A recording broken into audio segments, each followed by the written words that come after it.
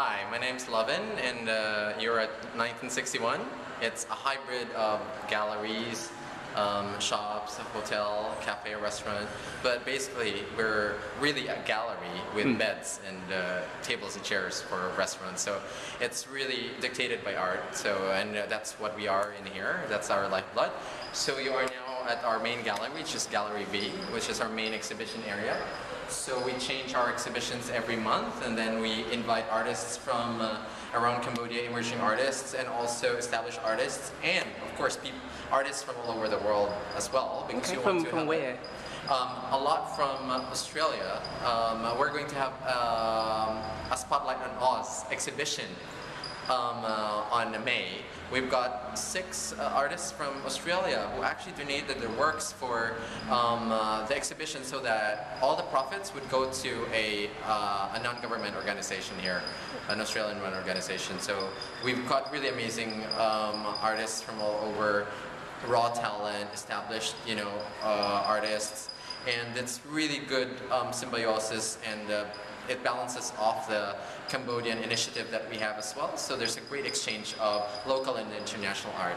Wow, that's fantastic. So yeah, we'll head off to the next part of our... We have a mini gallery around here, which showcases the work of a Canadian photographer about Africa. So we fell in love with her work because we saw that it was like also on the same plane as Cambodia, wherein the place in itself is picking up its pieces from the war, from strife, from conflicts, and then this is basically what they're experiencing, but on another part of the globe. So the Cambodians who came in here to see the exhibitions were really aghast. It's like, wow, it's not just us who suffered from the war and all that, but all over the world there's really fragments and pieces of the planet that's really feeling what we've felt. So this was a great, eye-opening exhibition to local Cambodians. And yeah, we'll head off to the next part. So we have the rooms in here. We have 6 at the moment. We have 2 more opening. This is the reception area. All of our rooms are inspired by the 60s. So we have the Cold War room, which was designed by a Russian artist. The Van Mollivan room. Van Mollivan is the foremost Cambodian architect of the 60s, and it was designed by an artist from Phnom Penh. And then we've got here the Pop Gallery. So we've got here Cambodian iconography and all that, and then we've got 2 more rooms around here, which is the Kennedys, designed by an American artist. And also the Noroddoms, which is the royal family of Cambodia, but basically not a tribute to them as the royal family, but as entertainers. Because the king was an avid filmmaker before in the 60s, and the queen was discovered by him in a beauty pageant. And then the king, the present king right now, was actually a ballet dancer. So it's a really, really amazing, entertainment industry crushed together in a nutshell and living in a palace. Yeah. So wow. It's really interesting. And I love it how the rooms open out to the gallery. Yes, it's exactly. Kind of yeah. And the rooms in itself were individually designed by artists and all that, and made to look like a gallery in itself and feel like a gallery rather than a room. But of course we made it homey as well and all that. So it's too bad I can't show you those rooms, but we have 2 more rooms that we can show you.